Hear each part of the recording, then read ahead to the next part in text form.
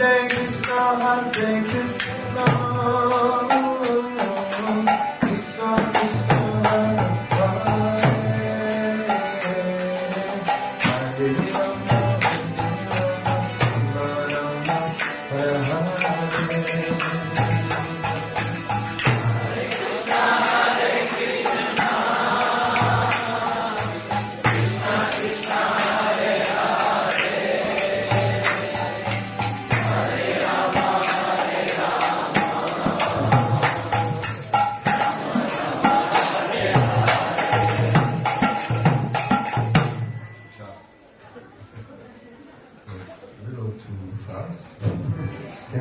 very slow, really not just slow, and it will work. And it will pick up in speed. With me, you don't have to worry. But a few times around slow and then fast. Hare Krishna, Krishna Krishna, Hare Hare, Hare Rama, Hare Rama, Rama Rama, Hare Hare. Hare Krishna, Krishna Krishna, Hare Hare, Hare Rama, Hare Hare Krishna,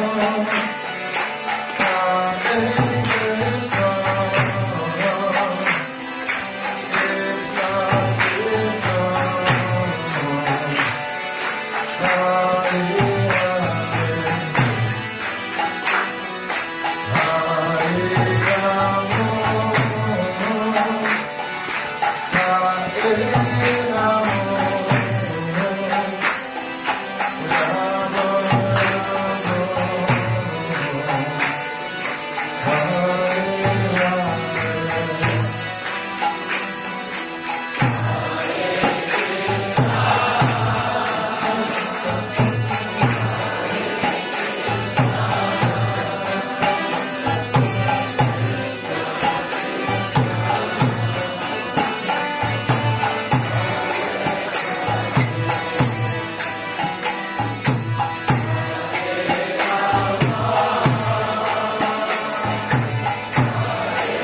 Krishna,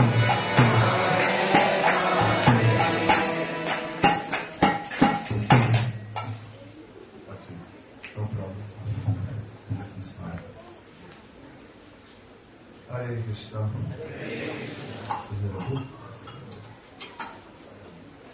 Om Namo Bhagavate Vasudevaya.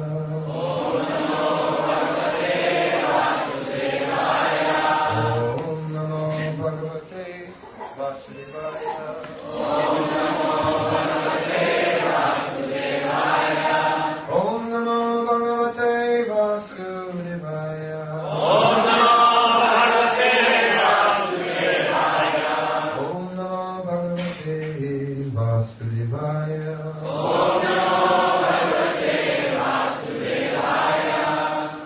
Reading from the Bhagavad Gita as it is, 4th chapter, text 39. Sadavallabhate jnanam tatpara samyatendriyaha jnanam labdva param shantim achi renadhigacchati. A faithful man who is dedicated to transcendental knowledge and subdues his senses is eligible to achieve such knowledge. Having achieved it, he quickly attains the supreme spiritual peace. Such knowledge in Krishna consciousness can be achieved by a faithful person who believes firmly in Krishna. One who is called a faithful man who thinks that simply by acting in Krishna consciousness he can attain the highest perfection. This faith is attained by the discharge of devotional service and by chanting Hare Krishna, Hare Krishna, Krishna Hare Hare, Hare Rama, which cleanses one's heart of all material dirt. Over and above this, one should control the senses. A person who is faithful to Krishna and who controls the senses can easily attain perfection in the knowledge of Krishna consciousness without delay.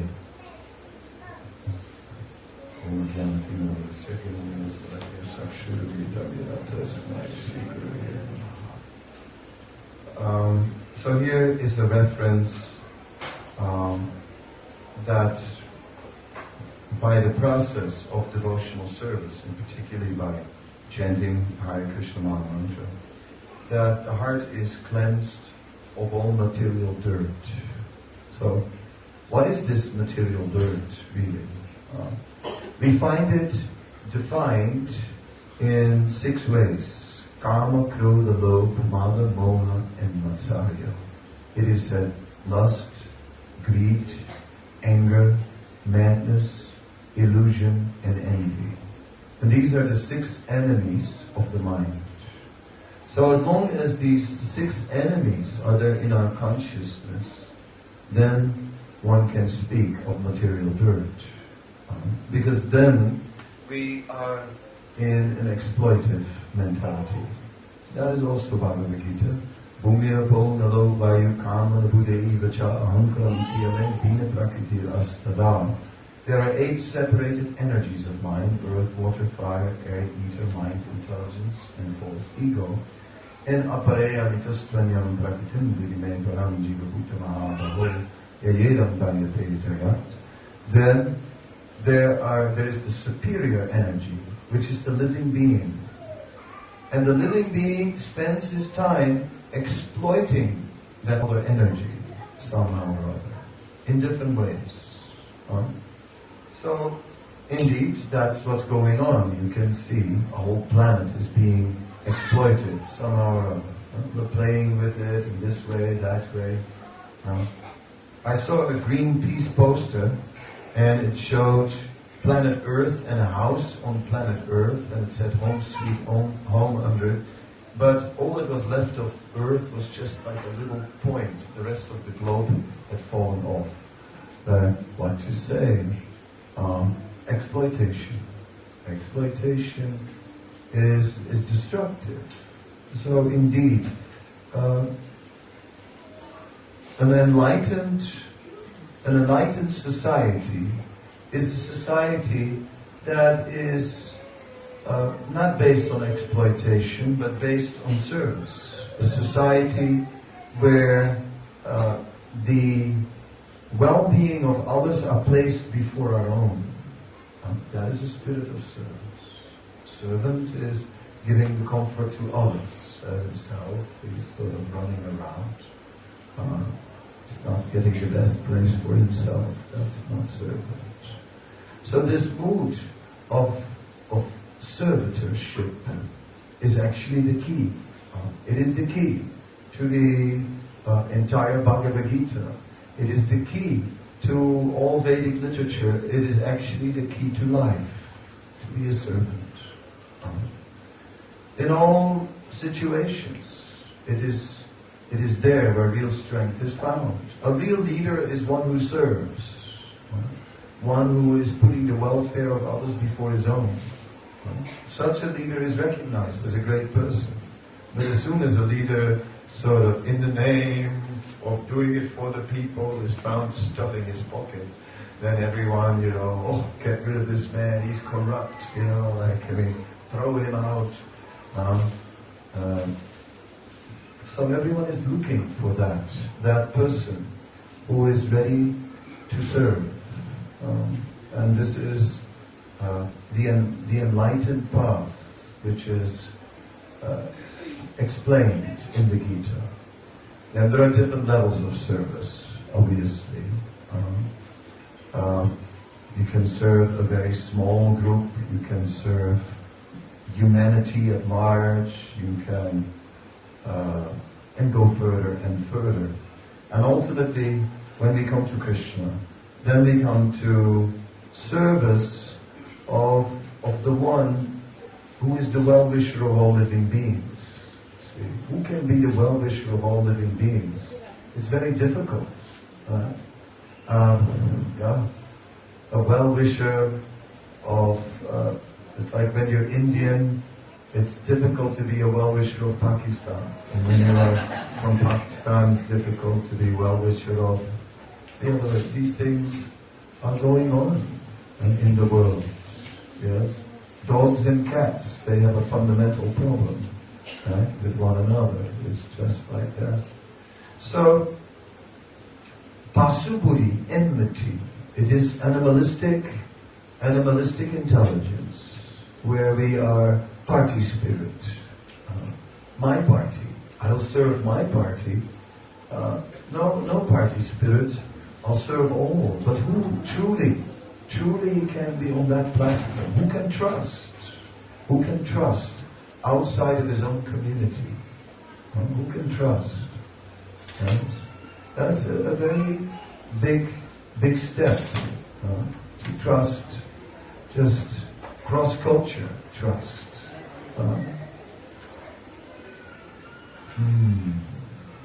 So, but Krishna is the well-wisher of all living beings, even of snakes. Even snakes are included in Krishna's plan. So we would say, yes, we are the well-wisher of all except the snakes and the scorpions and horrible spiders and all these other, creatures. Those, no. But no, Krishna is the well-wisher of all. So, this spirit of servitorship is found in Krishna. Krishna is serving every living being. Therefore, Krishna comes. When the living being comes into the material world, Krishna also comes. Krishna accompanies the living being. Dva suparna sayuja sakaya. As two birds are seated within a tree, one bird is eating the fruits of the tree, the other bird is sitting in the tree watching him and trying to communicate. What are you doing? These fruits are no good. No, they're tasty. No, they're dry. There is no taste in them. Oh, but there might be a good one. You never know. There are many, and possibly one is good. So I should try them and see if there is a good one after all. How will I know when I've never tried? But you've tried for so many lives. I don't remember that. For me, everything is new, and there are so many things I have never done. Never. Oh, I have to do them. Oh, yes. And this way, the bird is very busy trying to taste the fruits. The other bird is trying to communicate. That other bird is Paramatma. The role of Paramatma is described. Paramatma is Anumanta and Upadrasta. Anumanta means the one who gives anumiti, the one who gives permission, who sanctions. All right, I allow you this. All right, I will not allow you that. And then success or failure. Then it works or it doesn't work. I try so hard and it just doesn't work. It didn't get the sanction. I just really wanted it and it just wouldn't work. Yes, anumiti was not given. Because ultimately, maya jakshena prakriti suyate sanchara charam hetu manena kumtaya jagat parivartate. It is Krishna who's in control. We are not in control. It is Krishna who controls every event, everything that happens. Success and failure depends on Krishna. For every act, there are different factors, and the ultimate factor is the spiritual factor. Yes, our labor also counts. Oh yes. Our intelligence also is a factor. Our senses, oh yes, we need to use them. But at the end of the day, the ultimate factor is Krishna, the spiritual factor. Without that factor, nothing can be done. Nothing can be achieved. The servant can see like this, can see this dependence. The servant can see, I am in this world. I took birth in a world that existed before I came into being. I'm living in this world, and there are many forces here that I cannot control. But some things I can control. Some things. Yes. Every living being has some power to control. Dogs can run faster than human beings, and they enjoy it. They enjoy it a lot. It's power. They like to compete with cars, and always lose, which is a big frustration. So every living being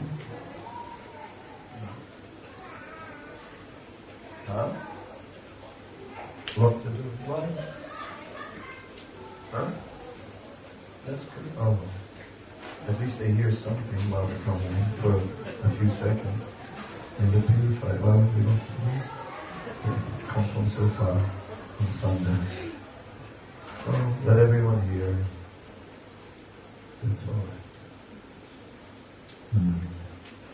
Because we are serving. We are trying to. We're not sitting here for our own comfort. We're not sitting here for our own spiritual nourishment. We are servants. Our spiritual nourishment comes from that. That's the real service. To just say, yes, let everyone get the benefit of transcendental knowledge, because it is so potent, so powerful, that even one moment can make the change. One word of the Gita can penetrate and bring us to the point where we say, yes, this is the truth, actually. I never realized it. It is amazing, because we may hear this message many times. We may read it many times. And each time, yes, we may think, yes, this is nice. And then one day, suddenly, it hits us. It hits us. Something we read. It really hits us, and we really feel like, this is the truth. And it touches us deeply. And never before did it touch us like that. It touches us deeply, and suddenly it changes our life. And we actually say, yes, I'm going to make a change. It comes to the point of commitment. You see? That's the point. We hear many times, we get purified, the sound enters, but we don't make commitment. Yes, this is nice, the Gita. Yes, Gita is very elevated book. Yes, Gita is very good. Oh yes, Gita. But then suddenly it comes to the point where we say, yes, I'm going to live by it. That's what the Gita is meant for. And that is what Krishna is waiting for. Tesam levanukam partam aham ajnanajam pramaha nasyami at bhavavastu jnanadipena vasvata. With the torchlight of knowledge, that's the Bhagavad Gita, the torchlight of knowledge, I am disseminating transcendental knowledge. Now all along, nasyami at bhavavastu, all along I'm waiting inside your consciousness, Krishna says. I'm waiting. Waiting. Waiting. When, oh when will you make the change? So spiritual life about commitment. A voluntary commitment. It cannot be forced. It is about us making that change. Us saying, yes, I have understood that there are three modes of material nature: goodness, passion, and ignorance. I've understood that ignorance is destructive, that ignorance causes suffering to others and to ourselves. That ignorance therefore is foolishness. I've understood there is food in ignorance. I've understood there are places in ignorance. I've understood that there is intoxication and all these things, that they are in ignorance. From this day on, I will abandon them because I've understood. I thoroughly understood that this is foolishness. Just as I will not take a knife and start cutting myself because it hurts. Right? That would be foolishness. I mean, who would do such a thing? Someone crazy. But, when I use a knife, I'm careful. And I've learned, when you cut vegetables, don't keep your fingers stretched, bend them. Right? Keep the fingers bent. I've learned in the kitchen, in the Hare Krishna temple. I've learned to keep my fingers bent when I'm cutting vegetables. I know now. Because it hurts. So why would we engage in activities of the mode of ignorance that cause us suffering? Why? Why would we do? At one point, therefore, we say no. Due to deep understanding, we will stop. So that's commitment. That's commitment out of knowledge. So commitment out of knowledge is a level of commitment. But it is said, Balavan Indriyan Gramo Vidvamsamapi Karsati. The senses are so strong that even a man of knowledge is struggling. You may know, but then the senses are pushing, and they're pushing so hard. They want something, the senses. Kamadinam kutita purita duridesas tesa jakti pandina karuna tapatraya. These senses are merciless. Srila Rupa Goswami is explaining, the senses, they are pushing. Something like a desk with a whole battery of phones on them. And they're ringing. Ring, ring, hello, yes. This is your tongue speaking. Are we going to taste something? Or how long does it take? The door is still open. Maybe we should go out to the restaurant and have a snack. Yes, but they're serving the feast soon. Okay. No, you have to wait. Ring, ring, ring. All the senses are pushing. The ears. Is this all we're going to hear? This man talking, going on and on and on and on. Can we change the channel? Can we change to another channel, please? Click. Someone else sitting here. Yes, but still not satisfying. So the senses are pushing. They're all pushing for sending messages to our consciousness. But Rupa Goswami says, and you bring them faithfully whatever they want. Oh yes, oh yes, oh yes, yes, yes, whatever you say, yes, soon we'll eat, I'll bring something, I'll see what I can do. Yes, yes, yes, I'll bring whatever you like. Yes, I'm your faithful servant, my dear senses. Oh yes, no, please, please, please, don't get angry now, I will bring whatever you want. And then these senses, you bring them everything they want. And you know what you get for that? You get, is that all? Is that all you could bring? It is, Rupa Goswami says, na karuna na tapatraya. They have no mercy. No mercy, these senses. Merciless. Is that all? So much. Is that all you can bring? Bring more. More. And the senses drive us mercilessly for more. That is the verse of Rupa Goswami. So, look at that situation. Imagine you'd have a job like that, a boss. Yesterday we were speaking about a boss like that, with a shield on his door, Ravana, and such a boss who drives you and pushes you. What would you tell him? Would you just swallow everything, or would you one day just tell him, boss, I have to tell you something? And of course, I'm not quite sure how to use the right words, but definitely it would come to a limit. It would come to a limit. And we say, now it's enough, I'm changing job. I'm not going to tolerate this any longer. This is too much. Too much. So, the Bhagavad Gita makes us aware that of the senses we have swallowed everything up to this point. Everything they wanted. And now, Bhagavad Gita points out, it must come to the point where you tell them, my dear senses, sorry, the game is over.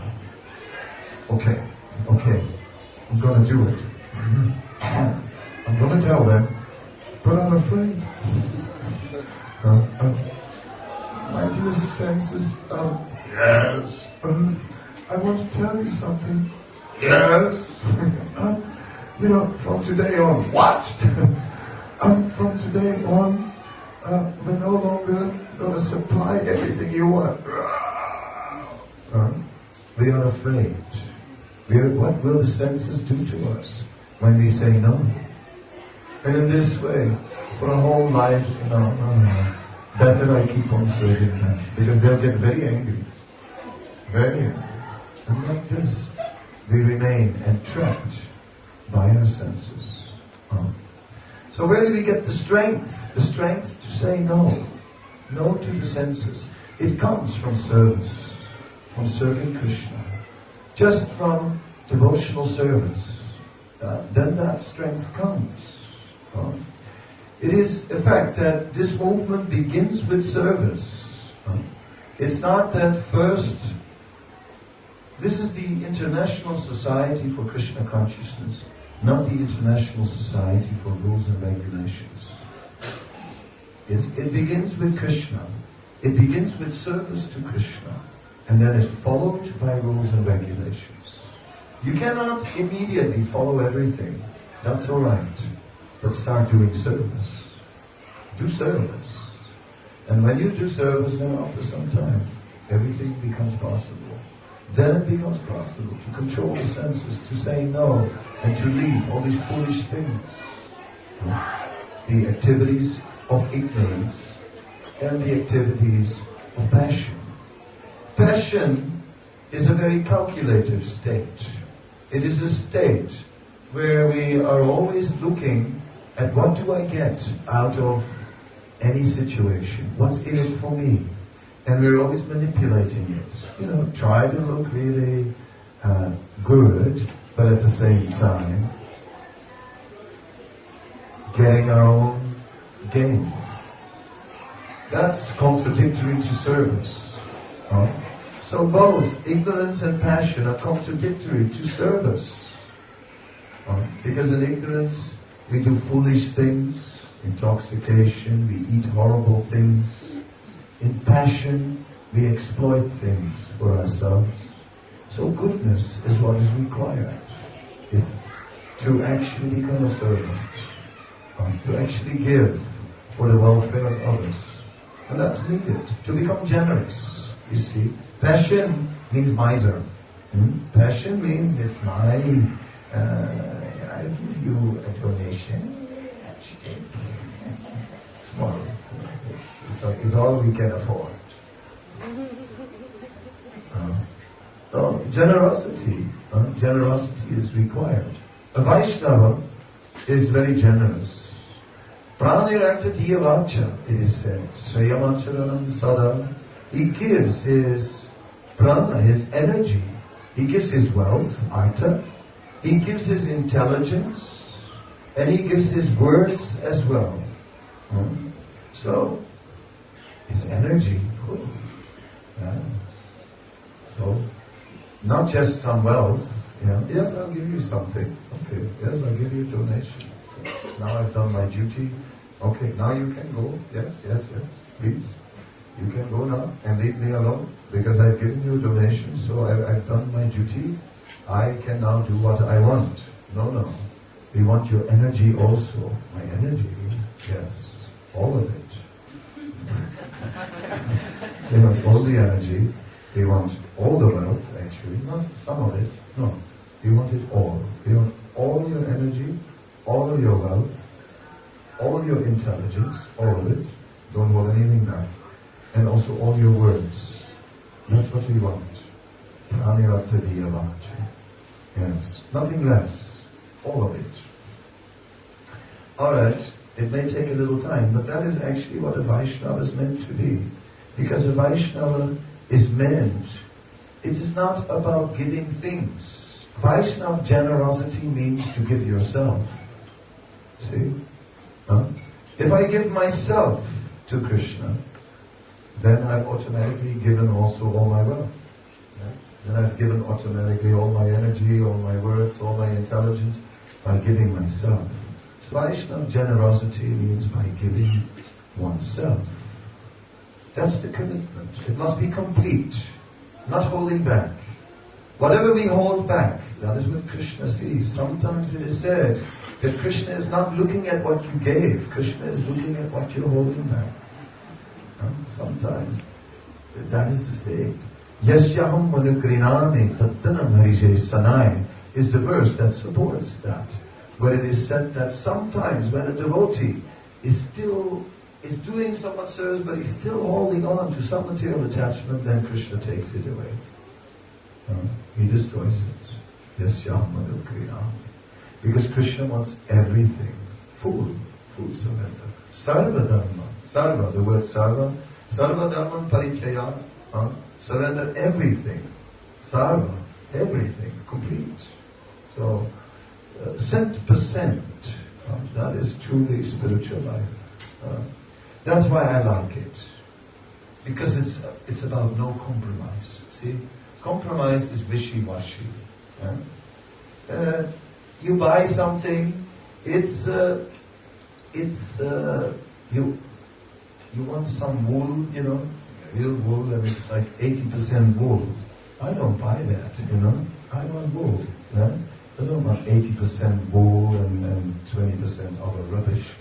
No, I want real wool, right? I pay the price and I want real wool. You see the point? If it's diluted, we don't like. There's water in the milk. Right? Who wants water in the milk? Right? We want milk. We don't want water in the milk, diluted. So when things get diluted, second best, compromise. So spiritual life is compromise. From a compromised position we can enter, because we can enter from any position in life. We can be compromised with the mode of ignorance and have a bad habit of drinking the wrong things and trying to stop it, but it's not easy. Yes, all right, do service. So we may start from a compromised position, but do service.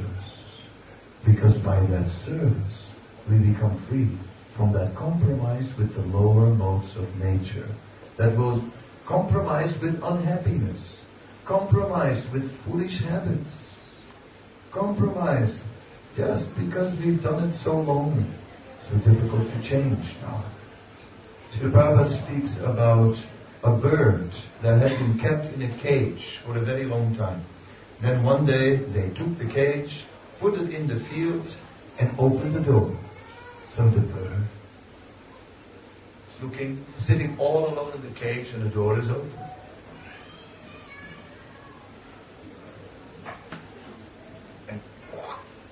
And the bird was out, flying, free in the sky. And then after about 10-15 minutes, it came back and went back into the cage on its own. Are we that bird? Are we going back in our cage just because we're so accustomed to it? Are we going back in a compromised state Well, it's difficult to surrender, you know. It is very difficult. It's difficult to be a servant. Of course, I know I should be, and I know I should give up sense enjoyment, but it is so good. But these senses will drive you. These senses are not grateful. They will never be satisfied with whatever you bring. Therefore, why serve the senses? Serve Krishna. Krishna is the opposite. Krishna is very grateful for the smallest service rendered. Krishna is immensely grateful. And it says, Krishna will reward you very generously. Prabhupada used to say, my father said that Krishna has 10 arms. And he said, with his 10 arms, when he'll give to you, he'll give you so many things. How can you hold it with your 2 arms? Krishna is most generous. So, therefore, let us serve Krishna. The ultimate selflessness. And let us take that from the Bhagavad Gita, which is the actual secret of the Gita is about service. Manmana bhavamatpato majadi namaskaru man evaisi satyante bhakti janata yosi me. Just bow down to me and render service unto me. In this way, you will become very dear to me. See, Krishna is reciprocating. And one who is dear to Krishna, everything starts to work. Everything starts to work. So then there's no anxiety. Will it work? Will it not work? I mean, it's getting out of control. Ooh, I hope it's going to work. One takes shelter of Krishna. It always works. Somehow. Therefore, that's the way. Now it's 7 to 7. It's an auspicious point. The arati is approaching, and at 7 to 7, I'm turning it over to you for your responses, if you have any. I'm sort of slowly addressing this point, first saying 7 to 7 time, so that you have time to sort of start thinking about a question or a comment. I'll drink a little water to give you more thinking time.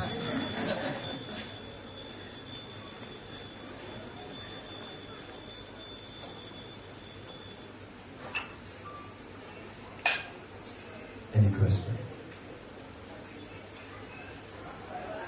Okay.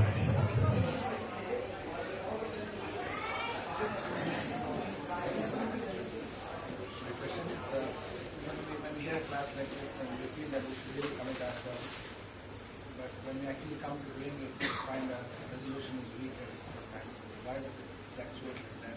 Why does it make it strong? The point is, when we hear a class like this, then we really feel like committing ourselves, but when it really boils down to putting it into action, we're hesitating and are not so certain anymore. So, what to do about this? Well, the real answer is service, you see. My talk was not that we should immediately be 100% surrender to Krishna, although that is the goal, that is our aim. But I think I left some space for us being controlled still by the material energy, being conditioned, and from that platform of conditioning, serve Krishna. The essence is serve. Even if you cannot control the senses, even if you cannot follow all Prabhupada's standards, even if you cannot chant 16 rounds, it doesn't matter. That's all right. But just do service. Just come to the temple and say, can I do some service? And then do some service. Always look for service.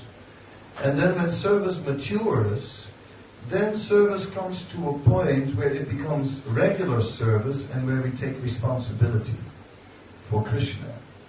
For for what is needed for Krishna. We take responsibility in that. See, there's incidental service or service you just do it as you're asked. Can you do this? All right. Can you peel some potatoes? Yes, I can peel potatoes. Can you drive? Yes, I can drive. That's all incidental. But at one point you just take responsibility for some service. That's a higher level. And then commitment comes in. And that commitment then you take in the service will carry you to making more and more commitment. Because each little bit of commitment you make leads to more commitment. Sometimes we think too much of what we cannot do. And then it looks... Then when we come to a point, there is Murphy's Law. No, that wasn't Murphy's Law, so it's another one. This is the Peter Principle.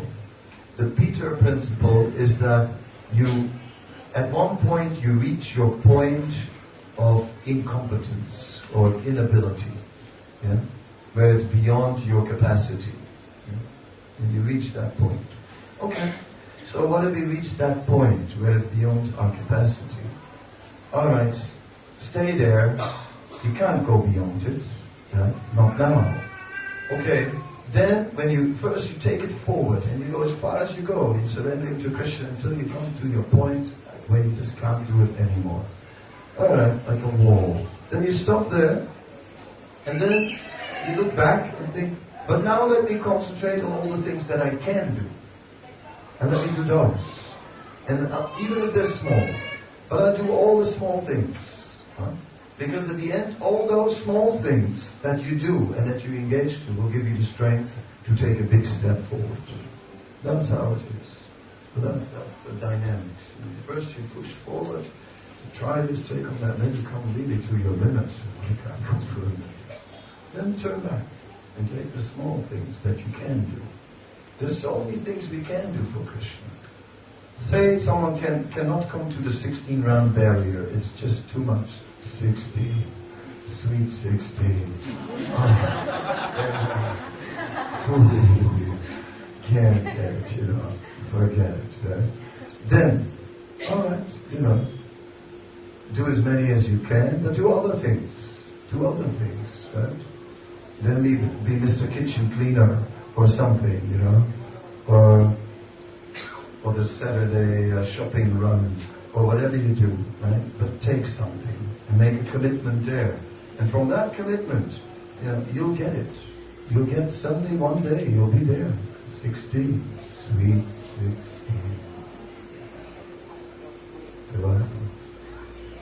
So, so everyone can connect. No one is excluded. It's not that some people can do this and others, they just have to go home. Sorry, Bhakti Yoga is not for you. Sorry, you didn't make it. You're a loser. Sorry, no place for you. No, it's not like that. There's a place for everyone.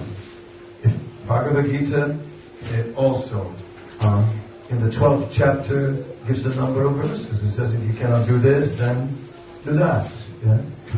There's always an alternative. Always an alternative. Everyone can do service. That is the nice thing. Everyone. And you're not too old, nor too young. Right? There is some service for everyone. Right? Just ask if you dare. Any other question? And if you don't dare, maybe we'll ask you. And when we do, then don't say no. Behind you. There's a question from Mayapur TV. Wow. Worldwide Maharaj. Jain Prabhu wants to ask that our mind is always tricky, that we always have to do the selfish service to Krishna, but mind is always tricky that it actually looks for our self-glorification, and that is very subtle. How do we tackle that situation? So you're serving Krishna officially. Signed the deal, right, with the temple, yes, agreed. But actually, I'm doing it to show everyone how great I am. Just see. Aha. Hidden motivation. What about that? Don't worry about it. It all comes out in the wash. Don't worry. Just go on with that service. It all comes out in the wash, because sooner or later it gets real, it gets real. Service to Krishna is not so easy. It's not so easy. In the beginning you may do it all for show, but after a while it's actually hard work, and you'll have to really get into it. So all that false pride that is there in everyone will wear off, It will wear off over time. So this problem that we bring some false ego into Krishna consciousness, that is not like that it sometimes happens, it always happens. And everybody has it. And that's sometimes the most difficult part, when you see false ego in the devotees. And you say, oh, I'm so disappointed, I thought they were pure, and now I see false ego in the Vaishnavas. No, that's okay. That's okay. It should be there. It's supposed to be there. It will get purified, but it takes a little while. Just now coming. So do not find fault with that. It is said, when there's a piece of wood and it's in the fire, it's burning, you're not going to look at that wood and say, oh, look at that wood, it's full of cracks and full of holes. Oh, look at that. It's burning. It's going to be ashes in no time. Anyone who's doing devotional service may be full of cracks and full of holes. Doesn't matter. Burning in the fire of devotional service, it will all burn up. Do not worry, Mr. Mayapur TV.